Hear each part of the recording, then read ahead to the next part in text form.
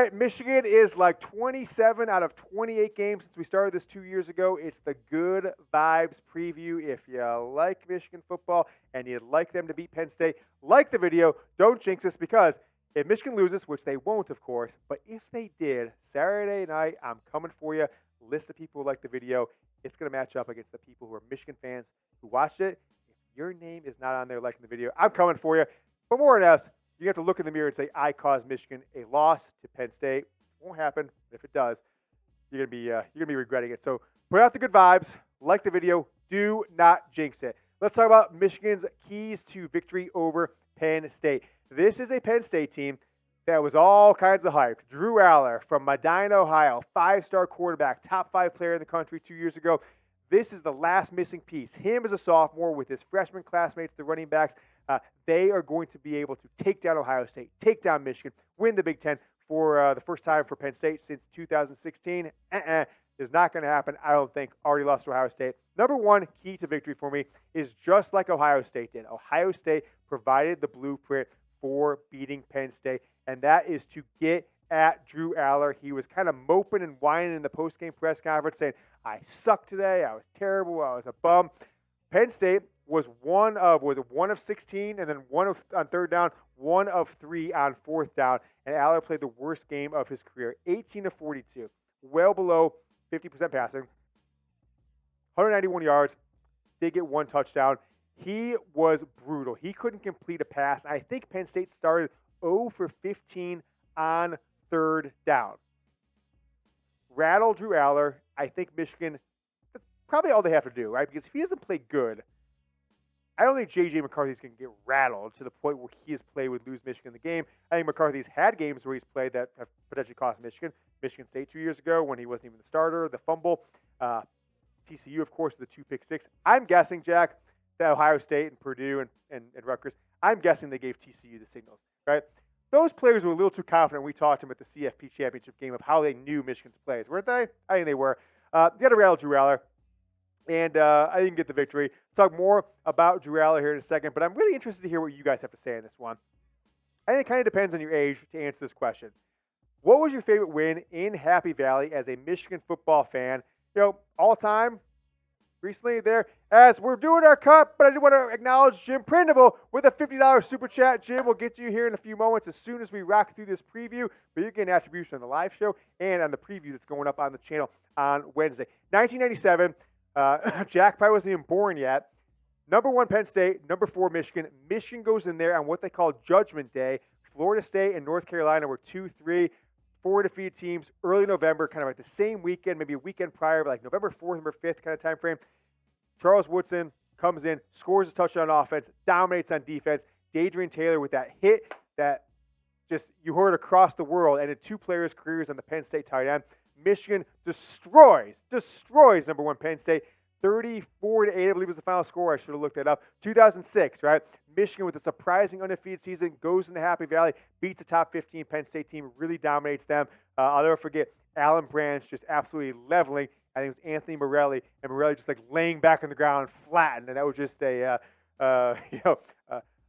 culmination of everything that happened that game for Michigan and that great defensive line with Lamar Woodley and others. And then 2021. Wasn't as good as the Penn State team. That was like, an 8-4 Penn State team a couple years ago. But the last-second nature of the win, and you truly felt like, okay, this Michigan's team for real. They just went and won at Penn State, which Jim Harbaugh didn't have a ton of success really doing. Had lost a couple of 2019, got crushed in 2017. The last 2 times Michigan had been there. He hit Eric All on a little tight end drag, and he breaks a tackle, 40-plus yards for the touchdown. Michigan gets the win, keeps the season alive, and then a few weeks later beats Ohio State. Let me know 97, 2006, 2021. Unless I'm missing the game. I like that one. 1999, I did forget about that one, but we can only fit 3 on there. I didn't forget about it, but it was eliminated. Michigan down 10 points with about 7 minutes left. Tom Brady, touchdown pass. Penn State doesn't do anything in the offense. Michigan gets the ball back 2.5 minutes. Another touchdown. Michigan overcomes a 10-point deficit over what I think at the time was maybe a top 10 Penn State team, but they entered that season as number 2 with Lamar Arrington, Courtney Brown, them and Florida State were the teams to beat. Michigan got the job done. So that's a 4th. You can nominate that in the comments if you want as well. Take a look at Drew Allar, the savior of Penn State football, the guy that Ohio State didn't even offer because of Quinn Ewers in the 2022 class. 181 of 288 this year, 1,895 passing yards. At the pick, 100 rushing yards on the year, 23 total TDs so far this season. Michigan's got to rattle Drew Allar. You have got to stop him on third down. It seemed that the more third down conversions that Penn State did not convert, the more rattled he got. Didn't convert. The next time he was even more rattled. Didn't convert. It's just compounding effect. And certainly, if you're 0 of 8, 0 of 10, 1 of 15, whatever it is, he's going to even be more rattled when it's fourth down, when he knows it's absolutely do or die. So, rattle Drew Allar, disguise coverages, bring somebody like Mike Sainristil, Will Johnson, Rod Moore off the edge, or hell, Ernest Hausman, Derek Moore. You might not even need to bring guys off the edge from a blitzing perspective. Hit him hard, and I think press the receivers, press their tight ends, so he has to make quick decisions. It's proved from Ohio State's standpoint that he cannot do it. Michigan is now a 5-point favorite. Going to be a low-scoring game from the betting perspective. They think it is over-under of only 46.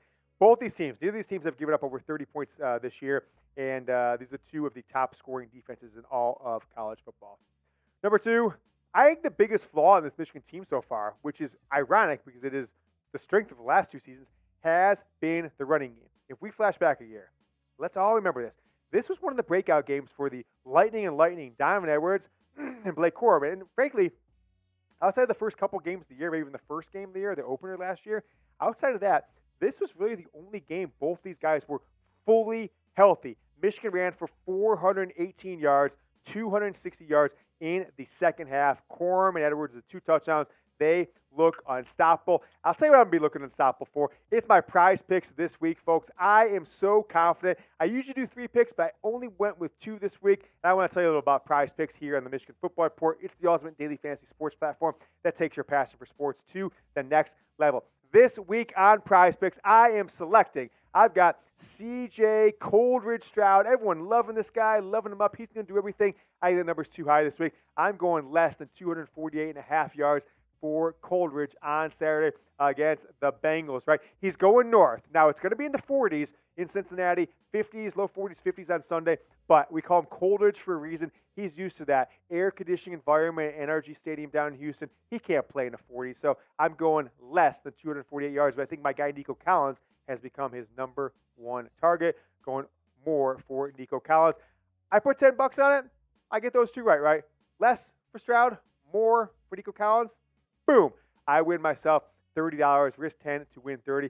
PrizePicks is even offering a reboot policy so that if your entries stay in play, even if one of your players gets injured. So let's say one of these guys gets injured in the first half, doesn't come back for the second half, it doesn't ruin my entry. It keeps it going. PrizePicks is the only daily fantasy sports platform with an injury insurance policy. PrizePicks is really simple to play. I can make my picks and submit them in 60 seconds or less. And I'm not playing against a bunch of daily fantasy pros, who are just going to take advantage of a newbie like me who doesn't play this stuff a lot. I've been loving PrizePicks because of that exact reason. And I want you guys to get started using our code CLNS to get yourself a $100 deposit match. That's prizepicks.com/CLNS. Get up to a $100 deposit match when you get started and make your first deposit with PrizePicks. Trust me, I wouldn't tell you about PrizePicks this many times unless I absolutely was having a ton of fun. Here's my picks for this week. Link is in the comments in the description or the live chat in today's Michigan Football Report. Take a look back at those running backs, Lightning. 28 carries for 166 yards for Blake Corum last year. Average 6 yards a carry, 5.9, but got in the end zone twice with a long of 61. But the real story was the emergence of Donovan Edwards, right? What he did last year on the ground against Penn State. 16 carries, 173, averaging nearly 11 yards per carry, 2 touchdowns. He took it to the end zone twice in that game, and Michigan dominated. They were down 14-13 late in the second quarter. Got a field goal before halftime to go up 16-13, if you guys remember. And then dominated the game. What was the final score? 41-16, I think it was. Michigan, 41-17 won Michigan. So Michigan wins the second half 25-3. Now, the haters are going to say, oh, that's because Connor Stallions rolled out his play calling. Yeah, right. I don't think Connor Stallions is going to steal signs to get Michigan over 400 yards of offense against a top 15-ish Penn State team. I'll ask you guys what you're thinking about Blake Corum, though. Has not had an explosive year. He's gotten the end zone a bunch, 16 touchdowns, but every single one of those touchdowns, and I repeat, every single one of those touchdowns for Blake Corum has been less than 5 yards, right? he is basically being the beneficiary of a very efficient Michigan offense led by JJ McCarthy. He's getting in the end zones. He's scoring the touchdowns, but he's not creating for himself like we've seen dozens and dozens of times in his Michigan football career. So over/under, I'm putting the number 110, which is way more than he's averaging so far this year. But I think there's going to be a renewed focus going on the road against the top 10 team in the running game for this Michigan football team. Frankly, for me, Kalel Mullings, Donovan Edwards, they just haven't shown it this year. So I'm going to go over. I'm going to feel good this one. I'm going to go over for Blake Corum. Let me know what you guys are thinking. Over or under 110 for Blake Corum. How about number 3? Play loose, block out the noise. One of the defining moments of this new era of Michigan football, 2021 and beyond, coming off that disastrous 2020 season, was the Michigan-Nebraska game, Michigan-Wisconsin game, like the 5th, 6th game of the 2021 season, where going to the fourth quarter, it was jump around, right? All of the Michigan players, they were going nuts doing the Wisconsin traditions, jump around to start the fourth quarter, rocking the stands. Michigan was going crazy. That video went absolutely viral. They did it the next week when Nebraska had their, go crazy before the fourth quarter and the whole stadium went dark and red. Michigan was the team that was absolutely getting the crowd going, was loving up, acting as if, hey, these are our people, right? Like, what's the difference between a boo and a cheer if you are just enjoying it? You're just lighting it up. And I think that was really changing the perception of the program because you could have lost that Wisconsin game. You could have lost that Nebraska game right after there. You could have gone into Penn State a few weeks after that and lost to Penn State, but they started to embrace it. I think it paid dividends when Michigan went to Ohio State last year and broke a 20-year streak of not getting a win in Columbus. Got to keep that up. So feel loose, block out all the noise out there, and hey, how about have a guy like, woo, Ric Flair come to Michigan, was in Schembechler Hall on Monday. Harbaugh said, my energy was already sky high, but then got a visit from Nature Boy Ric Flair, a very close friend and trusted agent. He said that in the past, not in this quote, though. It just brought my enthusiasm to a new level. Ric Flair at Schembechler Hall, just pumping up Jim Harbaugh, pumping up the Michigan football team as they go to play Penn State. Harbaugh got off early against a bad Penn State team in 2015, got the win 28-16 on the road. Then they absolutely blew out Penn State back at Michigan Stadium in 2016, lost to the Saquon Barkley-led team in 2017. They got absolutely blown out, frankly, with John O'Corn and Brandon Peters in that group. Another blowout win in 2018, 42-17. Loss, right? That's the Ronnie Bell game in 2019. Bell caught the ball in the end zone. Time was about to expire, then dropped it. And then the disastrous 2020 season, lost 27-17. And then now Harbaugh gets back in the win column, right? 5-3 against Penn State after these last 2 years. 21-17 against Penn State in Happy Valley a couple years ago. I missed the score there, Jack. What's it? Was it 41-17? It was 41-17. I'm right. So Harbaugh improving to 5-3 against Penn State. James Franklin, on the other hand, is 3-6 against Michigan. Am I right in saying that? 3-6 against Michigan. So play loose. Block out the noise. Wear sweet uniforms, right? Wear that maize combo they wore 2 years ago. Jump around. When the crowd of Penn State, which is one of the most ruckus crowds in all of college football, when they start to get nuts yourself, right? Get crazy. Get loose. Go on there. Make the boos. If they're booing you, it's for the other team. The cheers, that's for us. Play loose. Block out all the noise of the Counter Stallions, the Spygate, the NCAA, the Big Ten, the lawsuit. Block it all out. Go there. Play loose like you have for the past 3 seasons to get out of there with a win. How about the third quarter? The most dominant third quarter team through 9 games in the history of college football, the Michigan Wolverines of 2023, 114-0. 114-0. This team has completely dominated their opponents so far this season. And frankly, Penn State did score last year in the third quarter. They got 3 points. 3 points. 3 points in the entire second half. Ohio State last year, 20 points in the first half, 3 points in the entire second half. It starts the third quarter. If Michigan continues the streak of shutting out their opponents in the third quarter, they're going to win this game. Guys, we are the Michigan Football Report, daily videos. If you support the team, make sure you support the people that cover them. It's free.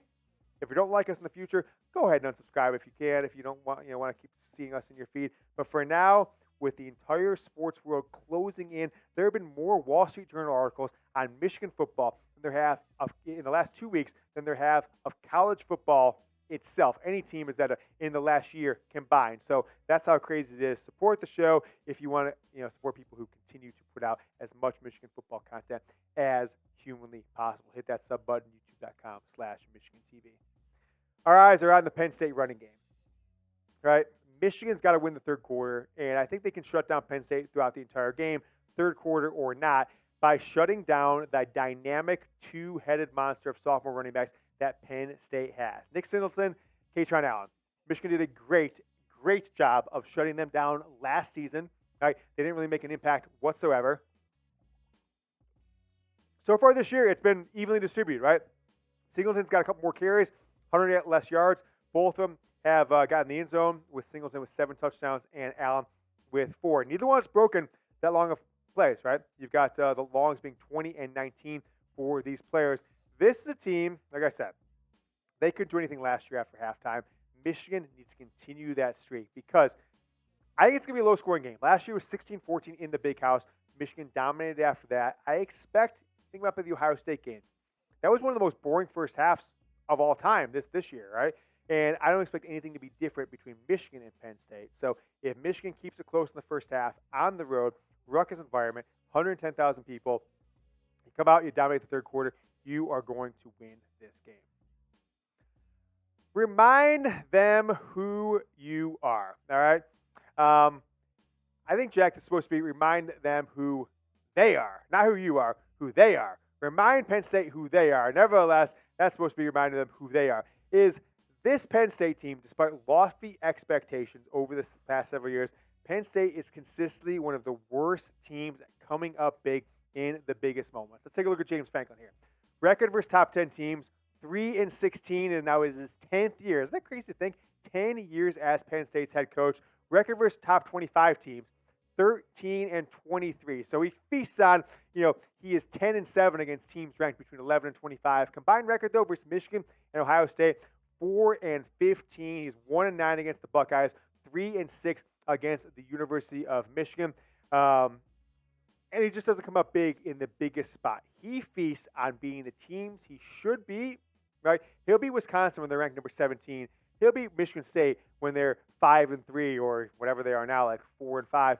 But he's not going to beat Michigan State when they have a good year. But they've had quite a few times over the years when they are ranked 8th in the country. He doesn't beat Wisconsin when they're 9-1, ranked 8th in the country. He does not beat any Big Ten teams, even Iowa and things like that, when they are ranked inside the top 10 for the most part. Remind them who they are. Jack, look at him, the best in the business, creating an entire graphic out of thin air just by me observing it. That's why we call you the tank, the graphics tank. Remind them who they are. They are a team who chokes. It used to be called Clemsoning in college football. I'm calling it Penn Stating, as a team that chokes when the lights are on. They did it against Ohio State just a few weeks ago, and they're going to do it against Michigan again coming up on Saturday. Drew Allar, Kaytron Allen, Nick Singleton, and KLS, Keandre Lambert-Smith, the wide receiver. These are the players to keep an eye out on offense. This is supposed to be one of the best offenses in college football. They scored 51 points against Maryland last week, but I think Michigan's got the defense, the depth, and the defensive strategy that's going to shut Penn State down. So that's our Penn State-Michigan football preview. The 5 things Michigan needs to do. Reminder, if you want Michigan to beat Penn State, if you'd like it to beat Penn State, don't jinx it. Good vibes. Like the video. Those 5 one more time. You can stay on this, Jack. Rattle Drew Allar. Get the running game back. Blake Corm, Donovan Edwards, 400-plus yards last year. Play loose. Block out the noise, both in the stadium and everything that's surrounding this program. Remind them who they are and win the third quarter. That is our keys to victory for Michigan against Penn State. Hoping you guys are watching all of our channels, our shows the rest of this week leading up to Big Noon Kickoff between Michigan and Penn State on Saturday. Until I see you guys again, go Blue.